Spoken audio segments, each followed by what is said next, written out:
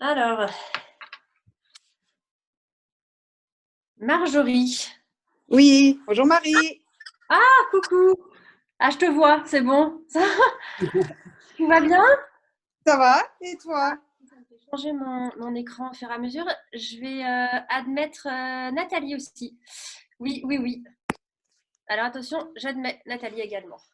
Voilà, parfait. On est déjà 4. Tu me donnes le tournis, Marjorie. Oui, oui, mais je vais aller m'asseoir. Mais en fait, j'ai essayé de me connecter avec mon ordinateur et j'arrivais pas. J'avais le D'accord. stress. Alors, je vais essayer, ça sera plus simple. D'accord. Ok. Bonjour. Nathalie, est-ce que tu es là? Oui, Ah, ben voilà. oui, je suis là. Bonjour. C'est sympa de se voir en vrai, Ouais, en vrai de vrai, mais en presque, à presque. distance, mais quand même avec un petit peu de vidéo. Merci pour les chocolats. Ah, donc tu as reçu. Ouais, je les ai reçus hier. Mon collègue me les a donnés. Hop, je vais admettre Iris en même temps. Mais Donc, est-ce- j'étais en tout petit là. Comment? Ah, ben voilà, j'ai tout le monde, c'est bon. Alors moi, j'ai pas personne qui. Bonjour Raphaël. Alors je t'entends pas, moi, Raphaël. Oui, Normal c'est ou normal, pas? j'avais coupé mon micro. Ah si, c'est bon. Hello, mesdames. Ça y est, on entend tout le monde, je crois. Ouais. Alors, est-ce que vous avez toutes fait votre café? C'est peut-être trop Oui, tôt aujourd'hui pour un café, hein, mais Ouais, c'est un peu tôt pour un café. hop, qui est-ce que je vais admettre de plus? C'est bon de mon côté. Du coup, vous voyez tout ou pas? Alors, Iris, du coup, tu as enlevé ta caméra, je pense. Ah, et aussi et Iris, tu as également enlevé ton micro. Ce que je vais vous demander de faire hein, au bout d'un moment, mais, mais pour se dire bonjour, ça peut être sympa juste de se voir. Voilà. Iris, tu moi nous entends? j'arrive pas à voir tout le monde. On fait comment? Ah, Iris, salut. Moi, j'en ai que 4 aussi. Ah, bonjour Raphaël. Salut Marjorie, ça va? Ça va, merci. Alors, tout en haut, vous avez dans affichage, vous pouvez changer l'affichage et donc du coup, on peut se voir. En haut, affichage, zoom. Voilà, option d'affichage et vous pouvez mode côte à côte ou alors vous avez après à côté, vous pouvez le remettre différemment, enfin comme vous souhaitez quoi. Ah. Oui, avec votre zoom. Ah, alors d'ailleurs, Iris Peut-être qu'elle capte mal. qui doit mal capter, ouais. On a encore un peu de temps, il n'est pas encore l'heure. Non, non, non, on est même un peu en avance, c'est parfait.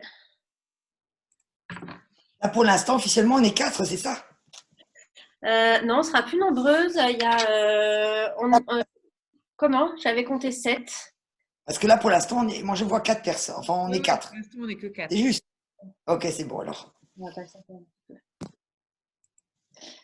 Ah, on a perdu Marc. Non, non, je suis là, je suis là. Ah bon, ça va alors. Bon, Je suis là, mais moi, j'arrive pas à tous vous voir. J'ai pas l'option à afficher. Je vais essayer de me mettre comme ça. Ah, mais parce que tu es avec ton téléphone, peut-être, Marjorie. Peut-être avec Ouais, le téléphone, c'est mais pas je possible. sais pas pourquoi ça, j'arrive pas à me connecter avec l'ordinateur. Ah, c'est vrai. bon, vous avez travaillé ce matin toutes les deux ou? Non, non, moi, je suis en repos. Oui, c'est Stéphanie. Moi aussi, D'accord, aujourd'hui, c'est le repos. c'est bien, c'est sympa. Après avoir bossé le week-end ou Oui, finalement? Oui, oui. d'accord. Oui, oui. Bon, une journée off alors, c'est bien. Ah oui. Ben oui. Alors, alors. Bon, Je vais voir. que se passe-t-il pour Raphaël? Tu nous vois toutes les 4 du coup? Alors, moi, je vois Marie, je vois Nathalie, je vois Marjorie qui est en train de revenir, mais c'est encore noir. Et Iris, effectivement, a disparu. Elle a disparu. Et elle va revenir. Tac. Votre marché de Noël à Strasbourg, vous l'avez ou c'est… Rien Non. du tout. Rien du tout. On a juste les belles affiches Strasbourg, capitale de Noël 2020, mais il n'y a rien. Il n'y a rien. À part quelques éclairages auxquels on ne peut pas aller puisqu'on est en confinement. Ça doit faire un effet super bizarre. Hein. Ah, recoucou Iris. Rebonjour, désolée. On m'entend ou pas? Oui. Si, on m'entend. Désolée, mais en fait, la façon dont j'étais connectée plus tôt, je ne pouvais pas activer mon micro. Bonjour, bonjour. Ah, Françoise. Ouais. Salut. Bonjour tout le monde. Bonjour, bonjour. Merci Bonjour. Merci pour les chocolats. Merci. On ne pouvait pas oublier avec ça. C'était une belle surprise. Ah oui, carrément. Complètement inattendue et très appréciée. Ah, voilà. Ah, ça y est, j'ai réussi à me connecter avec l'ordinateur. Vous m'entendez? Oui. Ah, super. Ça va être mieux. Ouais, super. Parfait. Et je vois tout le monde en plus. Ah, bah cool. Bon, alors ce que je vous propose, je me demande si on n'attend pas encore une ou deux personnes, mais mine de rien, on va quand même débuter. Tout simplement, je vais quand même surveiller au fur et à mesure les participantes là qui arrivent. Donc l'idée de ce petit café gourmand, c'était pouvoir prendre un peu de temps donc à distance pour Raphaël qui fait des grands signes. je la vois pas. Ouais, mais c'est pas grave.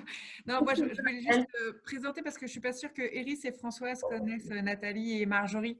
Ah ben vas-y, t'en prie, tout à Voilà. fait. Alors, je fais les présentations. Donc, Nathalie Brucker, c'est écrit Brucker, mais c'est Nathalie Brucker, qui est à Oui. Strasbourg, avec Marjorie Aubry, qui est à Strasbourg aussi, Iris, qui est à Paris, et Françoise est dans le nord de Lyon, enfin, plutôt dans l'Ain, mais personne ne connaît l'Ain. Donc, C'est ça. Oh, si. on attend encore Isabelle qui est du côté de Clermont-Ferrand. On attend encore Myriam et Amélie qui sont à Toulouse. Voilà. Très bien. Nous rejoindre. Ouais. Et aussi Laetitia qui devrait aussi du côté de Lyon qui devrait nous rejoindre Ouais. aussi. Avec qui j'avais fait la formation. Ouais, tout à fait. Je vois, je vois. Comme ça, quand vous les verrez arriver au fur et à mesure, vous saurez qui est d'où. Voilà. Bien, bien. Très bien. Bon, je me tais maintenant, Marie. Non, mais tu es d'accord qu'on commence quand même parce que l'idée, c'était vraiment de passer cette prochaine demi-heure effectivement à parler d'un des sujets qui est assez important en PMA, donc potentialiser un peu cette formation de 2 jours qu'on vous a fait avec cette ambition de passer un bon moment et convivial et avec des petits chocolats et un petit café. D'ailleurs, on n'a même pas notre café avec Raphaël, tu vois.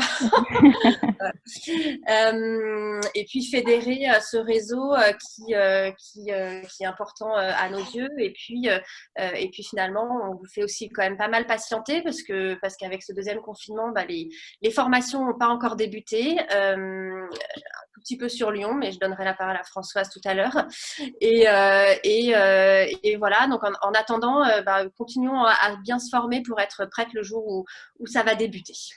Donc, je vous propose une petite demi-heure pour parler de l'endométriose. Il y a Amélie qui arrive, je l'admets. Donc, une demi-heure pour parler de l'endométriose. C'est une des maladies qui cause l'infertilité. Et on l'a abordé pendant ces 2 jours de formation, mais l'idée, c'était de l'aborder de façon un peu plus spécifique. Je vous propose de poser vos petites questions peut-être par écrit pendant la formation pour pas que ça parte dans tous les sens, surtout avec ce format Zoom. Ça peut être, c'est moins facile que quand on est en formation en présentiel. Et puis, on se prendra un quart d'heure à l'issue de cette formation pour échanger, si ça vous convient. Oui. Très bien, très bien. Ok, c'est parti. Alors, du coup, juste, Amélie, tu es là? Oui, je suis là. Vous ben m'entendez? Ouais. Ouais. Bonjour Amélie. Donc, Bonjour. comment? Bonjour. Ouais, on t'entend Amélie, super. Et donc, on a présenté un petit peu tout le monde. Donc, Amélie, infirmière à Toulouse. C'est ça. Voilà. Enchantée. Voilà. Donc, voilà. Alors, l'endométriose, présentation de l'endométriose. Donc, c'est une maladie qui est souvent diagnostiquée très tardivement. Et pourtant, elle fait partie de toutes ces causes, d'une des causes d'infertilité. Donc, je vous propose de connaître ces symptômes de prendre un temps pour savoir comment on la diagnostique et puis quels sont les traitements qui sont aujourd'hui disponibles. C'est parti, vous avez votre café, vous avez vos chocolats. Alors, en quelques chiffres, eh bien, l'endométriose, c'est 10% des femmes qui sont atteintes de cette maladie, de la population globale. En fait, 10% des femmes sont atteintes de cette maladie. En moyenne, on met 7 ans en fait, pour la diagnostiquer, ce qui est très long. On l'avait un peu évoqué en formation, mais 7 ans c'est long, c'est même beaucoup trop long, puisque 70% de ces femmes en fait souffrent de douleurs chroniques qui parfois sont même carrément invalidantes, et par rapport à la PMA et par rapport à l'infertilité, et bien 40% de ces femmes, donc les 10% des femmes, rencontrent des problèmes en fait d'infertilité. Et aujourd'hui, c'est considéré comme une maladie chronique et il n'y a pas de traitement spécifique à l'endométriose. On va voir qu'il existe des traitements qui peuvent gérer les symptômes de cette endométriose, mais il n'y a pas de traitement qui la guérisse, hormis la ménopause finalement. Donc voilà. Alors, qu'est-ce que l'endométriose? Alors, un petit rappel anatomique. J'aime bien faire des rappels anatomiques et physiologiques pour bien comprendre. Donc, sur le schéma à gauche, là, vous avez donc toujours ce schéma de l'utérus et des organes génitaux de la femme. Donc, le vagin qui se situe… Vous voyez ma souris ou pas sur votre écran? Oui. Oui. Donc, vous avez le vagin qui est là, le col de l'utérus, cette partie-là, donc qui est le muscle de l'utérus, avec à l'intérieur l'endomètre. C'est donc la partie qui va accueillir la nidation, les trompes de Fallope qui sortent d'un côté et puis de l'autre, et puis au bout de ces trompes, vous avez les ovaires. Donc ça, vous le connaissez bien hein, comme schéma. Simplement un rappel sur l'endomètre qui a un cycle qui lui est propre parce que c'est la partie à l'intérieur de l'utérus qui va s'épaissir au fur et à mesure du cycle ou se desquamer au moment des règles et dont le rôle en fait est simplement de pouvoir accueillir en fait l'embryon 5 à 7 jours après la fécondation. Alors donc cet endomètre, il va… Au moment où il y a les règles, l'endomètre va tomber en fait au niveau du vagin. Donc c'est les règles, les hormones vont chuter et donc du coup cet endomètre va chaque mois réduire en épaisseur et ensuite chaque mois sous l'effet des oestrogènes dans la première partie du cycle va commencer à se revasculariser et ensuite sous l'effet de la progestérone, elle va encore s'épaissir. Donc la progestérone, vous vous souvenez, au moment de l'ovulation, c'est le corps jaune qui sécrète cette hormone. Donc sous l'effet de la progestérone et des oestrogènes, eh bien, cet endomètre va s'épaissir, se vasculariser pour accueillir l'anidation. Eh bien, l'endométriose, donc une fois qu'on a bien compris cette façon de fonctionner de l'endomètre, eh bien, ça va nous permettre de mieux comprendre en fait ce que c'est que l'endométriose. En fait, l'endométriose, c'est la présence anormale de l'endomètre en dehors de la cavité utérine, donc à des endroits où l'endomètre ne devrait pas se trouver. Et donc le corps réagit de façon un peu surprenante. C'est que la première chose, parfois l'endomètre va se retrouver à des endroits où il va pas pouvoir s'éliminer, comme pendant les règles, il va pas pouvoir s'éliminer. Donc ça va provoquer certaines douleurs et puis surtout le corps va réagir comme si cet endomètre était une sorte de corps étranger et donc du coup il va y avoir une inflammation qui va se mettre en place comme une réaction immunitaire du corps face à cet endomètre qui est pas au bon endroit. Et puis, ces morceaux d'endomètre en fait, qui vont se balader dans les organes génitaux de la femme, eh bien, ils gardent cette propriété hormonodépendante. Donc, à la fois dépendant aux oestrogènes, également à la progestérone. Et puis, finalement, en début de cycle, en fin de cycle, quand il n'y a plus d'hormones, eh bien, ça va se mettre à saigner, un petit peu comme si c'était bien placé dans l'endomètre, mais ce sera mal placé. Et donc, il va y avoir des saignements à des endroits un peu particuliers. Donc ça, c'est l'endométriose, en fait. C'est vraiment cette présence complètement anormale de l'endomètre en dehors du lieu où elle devrait être. Donc, où est-ce que ça se loge? Eh bien, en fait, il faut simplement imaginer qu'au moment où il y a les règles, à l'intérieur de l'utérus, eh bien, il y a certaines parties qui vont migrer et qui vont, avec un espèce de reflux, qui vont soit refluer dans les trompes et s'arrêter dans les trompes, soit passer des trompes à cette partie du péritoine qui est ici, soit aller se coller sur les ovaires. Donc, en fait, parfois, ces foyers endométriosiques vont aller donc relativement proches de l'utérus, hein, sur les ovaires ou sur les trompes ou encore dans le péritoine. Et puis, parfois, on parle d'endométriose profonde. Ça veut dire qu'en fait, ces petits foyers vont migrer et vont aller se poser sur la vessie, au niveau du vagin, au niveau des intestins, au niveau du côlon, à des endroits, en fait, où ils ne devraient pas être. Et donc, c'est ce qui provoque, en fait, alors ces lieux sont un peu improbables, finalement, où ça se retrouve. Et en fait, ça s'échappe par cette partie du pavillon, par le pavillon de la trompe. Ça s'échappe parce qu'en fait, entre l'ovaire et la trompe, il n'y a pas c'est pas un cylindre, c'est comme une espèce d'anémone, une anémone de mer, mais en fait, ça va pouvoir s'échapper par là. Donc voilà, donc ces foyers vont se retrouver un peu partout dans le corps et parfois il y en a même qui remontent et qui peuvent se poser sur la plèvre, sur le diaphragme, etc. Donc ça va saigner à des endroits qui sont complètement improbables. Ça va pour tout le monde? J'ai pas vu si j'avais... alors je vous demande 2 petites secondes si j'avais d'autres demandes Je vais en profiter juste pour regarder. Non, c'est bon. Alors les causes, en fait, on peut se poser la question pourquoi est-ce que l'endométriose existe? Est-ce qu'il y a des causes? Eh bien, pour l'instant, on n'a pas encore vraiment compris. En fait, on n'a pas encore vraiment compris cette endométriose. Ça reste que des suppositions. Il y a pas mal de recherches qui sont faites là-dessus parce que ça touche 10% des femmes. Donc c'est quand même une maladie qui nécessite de mieux comprendre. Ce qui est sûr, c'est que c'est vraiment cette migration en fait de morceaux d'endomètre par reflux pendant les règles qui va provoquer cette maladie. Il y a certaines personnes qui parlent d'une déficience immunitaire, d'une faiblesse hépatique ou d'une fatigue surrénalienne. Voilà. On parle aussi de dérèglements hormonaux avec une surproduction d'oestrogènes, pas mal d'évaluations qui sont faites en ce moment par rapport à tout ça pour essayer de la soigner ou de mieux la comprendre. Et puis, on en parle, je pense, à chaque fois, mais ces toxiques environnementaux et les perturbateurs endocriniens pourraient être à l'origine de cette maladie. Et puis, pas mal d'études aussi sur l'existence de facteurs héréditaires. Mais voilà, toujours avec un point d'interrogation sur les causes de cette endométriose.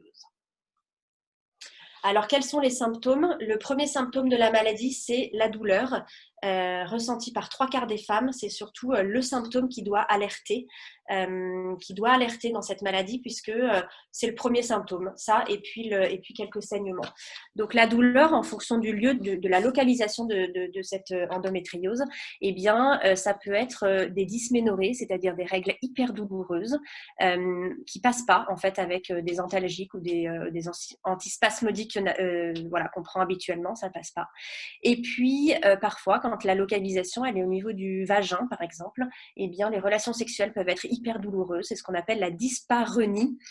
Cette douleur, elle peut se retrouver aussi en forme de cruralgie, donc des douleurs pelviennes qui sont irradiantes. Lorsque ces foyers sont sur la vessie, on parle de dysurie, des difficultés à uriner, puisque ça peut se poser à des endroits improbables et avec ces difficultés de pouvoir faire pipi.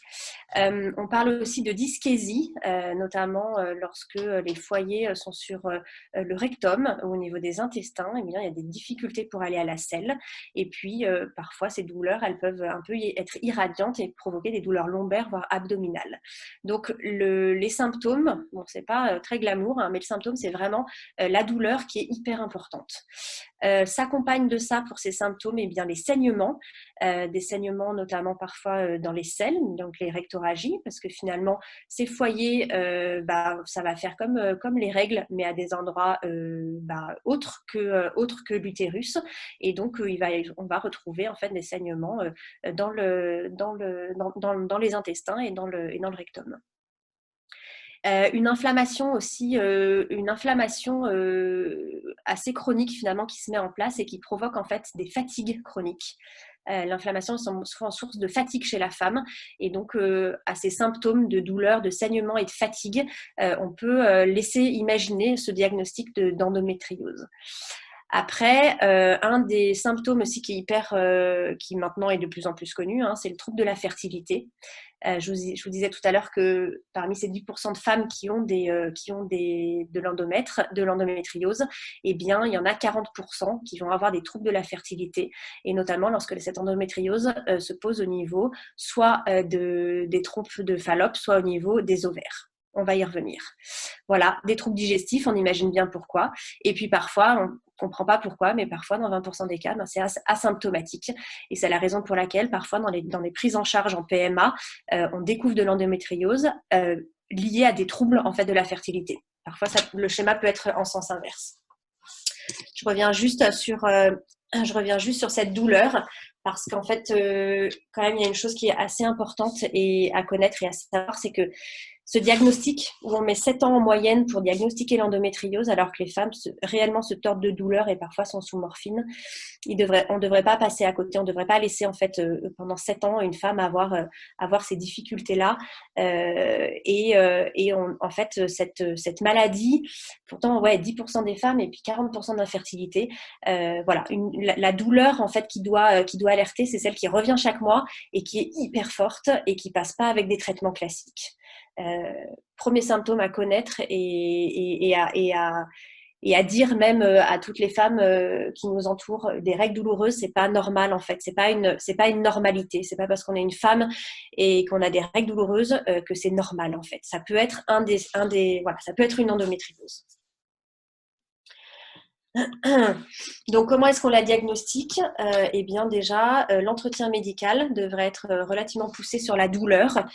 Si un médecin est bien informé sur cette maladie, il sait que si une femme revient 3 fois de suite pour des douleurs de règles abondantes ou des douleurs de règles et des douleurs hyper élevées, il faut absolument commencer à diagnostiquer cette maladie. Et souvent, c'est ce qui provoque les retards, c'est-à-dire qu'il y a des antalgiques en disant c'est normal d'avoir des règles douloureuses et en fait, c'est pas normal. Après, très rapidement, il y a une orientation qui est faite grâce à une échographie pelvienne pour essayer de voir si certains kystes ou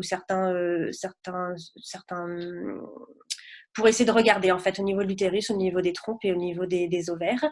On peut également faire un diagnostic par IRM pour mieux localiser les endroits en fait des foyers endométriosiques, et proposer parfois l'hystérosalpingographie pour essayer de mieux comprendre, notamment dans les infertilités, où se déposent ces foyers pour essayer d'aller les travailler ou les gérer ou proposer des alternatives de traitement. Et puis, étant donné que ça ne se pose pas, cette endométriose ne se pose pas que sur l'utérus, sur les organes très proches de l'utérus, eh bien, il peut y avoir des échographies endorectales pour aller déceler celles qui sont celles qui se posent au niveau du rectum, et des coloscanners ou des coloscopies. Voilà. Et puis la cystoscopie qui est proposée également en dernière intention entre guillemets parce que plus invasive et nécessitant une anesthésie générale. Et cette cystoscopie, elle est souvent proposée aussi en traitement, donc à la fois du préventif et à la fois du curatif. C'est bon pour tout le monde? Oui. Alors, je continue. Alors, qu'est-ce qui est proposé comme traitement aujourd'hui pour l'endométriose? Donc, le traitement de l'endométriose n'existe pas, en fait. Ce qui est proposé aujourd'hui, c'est des traitements pour pallier, en fait, aux douleurs ou pour pallier au cycle de la femme, pour justement abaisser ces douleurs, en fait. Donc, dans un premier temps, ce qui est proposé, c'est la pilule contraceptive, un petit peu comme l'implant ou le stérilet hormonal. Il permet en fait de supprimer les douleurs qui sont liées aux règles ou de diminuer en fait les saignements avec presque une suppression des règles ou d'améliorer quand il y a un stérilet hormoné. Donc ça, c'est un des premiers traitements. Le deuxième, donc pilule et implant ou stérilet. Et puis, un autre traitement qui est proposé, c'est la ménopause artificielle. C'est des injections. Donc, en fait, c'est des injections on l'a vu en formation, vous allez me dire si vous en souvenez, d'injections d'analogue de la GnRH. Ça vous parle ou pas? C'est celle qui, la GnRH, C'est l'hormone qui est sécrétée par le cerveau, donc par l'hypothalamus, et qui est un peu le chef d'orchestre de toute cette organisation de cycle de la femme, et bien d'aller supprimer en fait, d'aller proposer ce traitement sur des injections retard. Ça permet simplement de supprimer l'ovulation et donc du coup de mettre au repos quelque part ce qui peut provoquer les douleurs. Voilà. Et puis la dernière intervention, c'est la célioscopie, qui est très souvent faite pour retirer ou pour réduire les lésions de l'endomètre. Donc on va aller voir directement par l'intermédiaire de la célioscopie. Et puis l'idée, c'est qu'en fait, on peut, grâce à ça, retirer des adhérences ou aller gratouiller pour essayer d'enlever certains de ces foyers qui empêchent en fait la fertilité et surtout qui provoquent les douleurs. Là, c'est les traitements qui sont proposés aujourd'hui. Alors, qu'est-ce qu'il en est par rapport à la fertilité et puis finalement par rapport à notre domaine qui nous intéresse quand même pas mal aujourd'hui, dont je vous ai dit 10% des femmes atteintes d'endométriose et 40% de ces 10% finalement sont en difficulté pour avoir des enfants, pour tomber enceinte. Donc sur le petit schéma, on peut voir qu'effectivement, plusieurs raisons à cela. Donc déjà, de façon globale, le climat inflammatoire, il est franchement pas bon ni pour la fécondation, ni pour l'anidation. C'est un peu ce qui est recherché quand il y a des implants, pas des implants, des stérilés au cuivre, par exemple, pour empêcher l'énidation. Et ben, ce climat inflammatoire de l'endométriose retarde en fait le moment d'une fécondation et d'une nidation naturelle. Et puis, quand ces foyers vont migrer, par exemple, dans les trompes, eh bien, ça provoque des adhérences, même des obstructions des trompes. Donc, bien évidemment, l'ovule va pas pouvoir descendre le long des trompes et surtout, les spermatozoïdes ne vont pas pouvoir monter à la rencontre de l'ovocyte. Donc là, forcément, s'il y a des trompes obstruées, c'est compliqué en fait pour que la fécondation se fasse naturellement. Il existe autre chose aussi, donc c'est effectivement ces kystes qu'on appelle les endométriomes qui se mettent sur l'ovaire. Et bien ces kystes en fait vont empêcher deux choses. La première, c'est la maturation des follicules, parce qu'ils vont se mettre à la place des follicules qui vont rentrer en maturation. Ils vont empêcher même, parfois ils détruisent la réserve ovarienne. Et puis surtout, parfois, là où ils sont localisés, eh bien, l'ovulation ne pourra pas avoir lieu. Donc ça, c'est une vraie difficulté et c'est pour ça qu'il y a 40% de ces femmes qui sont porteuses d'endométriose qui sont en difficulté pour avoir des enfants, parce que cet endomètre se dépose pile aux endroits où la fertilité doit agir, en fait, où les cycles doivent faire en sorte qu'il y ait une fécondation et c'est pas possible parce que ça prend du retard à cause de ces kystes. Les endométriomes peuvent aussi donc grignoter quelque part en fait cet ovaire et altérer la réserve ovarienne. Et puis on imagine bien que lorsqu'il y a de l'endométriose au niveau du vagin, ça provoque des douleurs et parfois c'est des couples qui n'ont plus de rapport sexuel et donc c'est ce qu'on appelle la dyspareunie et donc ça joue sur la fertilité. Alors, qu'est-ce qu'on propose à ces femmes ? Eh bien, ces femmes, on leur propose soit des FIV, soit des inséminations. Donc, l'insémination, donc la FIV, elle va être proposée quand les trompes vont être obstruées, parce que forcément, on ne pourra pas proposer d'insémination. Et puis, l'insémination, elle va être proposée lorsque les trompes, elles, sont perméables, mais que l'ovaire commence à être déjà un petit peu impacté. Alors, il y a une autre chose, donc voilà. Il y a une autre chose qui rentre aussi en ligne de compte, c'est ce qu'on appelle la préservation de la fertilité. On en a un petit peu parlé lorsque vous êtes dans tout ce qui est la loi de la bioéthique. En fait, la préservation de la fertilité, c'est le fait de pouvoir congeler ces ovocytes ou ces embryons pour pouvoir les réutiliser, entre guillemets, plus tard, s'il y a une maladie qui intervient en ligne de compte. Et en fait, l'endométriose fait partie en fait, de ce type de maladie où finalement, lorsque les kystes atteignent les ovaires, les médecins peuvent proposer en fait cette préservation préservation de la fertilité pour les femmes qui ne veulent pas avoir d'enfants tout de suite, mais qui veulent reporter leur projet parental à un petit peu plus tard. Ça fait partie en fait des indications de préservation de la fertilité et de se dire, pour l'instant, on va faire comme une FIV, c'est-à-dire qu'on va stimuler pour aller recueillir des ovocytes, les congeler et en attendant, si l'ovaire est atteint par cette endométriose, par ces kystes qui grignotent l'ovaire, il pourra quand même y avoir une grossesse future. Donc la préservation de la fertilité est proposée en fait chez les femmes et c'est pas très connu, mais elle est proposée chez les femmes qui ont des endométrioses sévères. Alors, comment vivre avec une endométriose aujourd'hui? Je vous ai dit qu'il y avait il n'y a pas de médicaments qui soignent cette endométriose. En revanche, il y en a certains qui permettent de vivre avec et puis d'atténuer les symptômes. Et puis en parallèle, il y a beaucoup de femmes qui se tournent vers des thérapeutiques non médicamenteuses et ça les aide, notamment pour gérer leurs douleurs. Donc tout ce qui est acupuncture, sophrologie, auto-hypnose ou ostéopathie. Et puis il y en a beaucoup aussi qui trouvent un équilibre de vie avec une activité physique adaptée ou le yoga qui peut vraiment aider pour gérer justement la douleur et puis les différents mouvements à pouvoir mettre en place pour essayer de pallier à cette douleur. Et puis, vivre avec son endométriose, c'est parfois aussi pouvoir se faire accompagner au sein du couple. C'est important pour moi, le couple, puisque quand il y a des problèmes de relations sexuelles et puis des difficultés d'attente pour avoir un enfant, pourquoi pas faire appel à psychologue, sexologue. Il existe aussi des associations de patients qui luttent en fait pour améliorer la qualité de vie de tous ces couples et toutes ces femmes. Et puis, tout ce qui est alimentation, bien sûr, orienté sur une alimentation non anti-inflammatoire, tout ce qui est lactose, gluten, etc.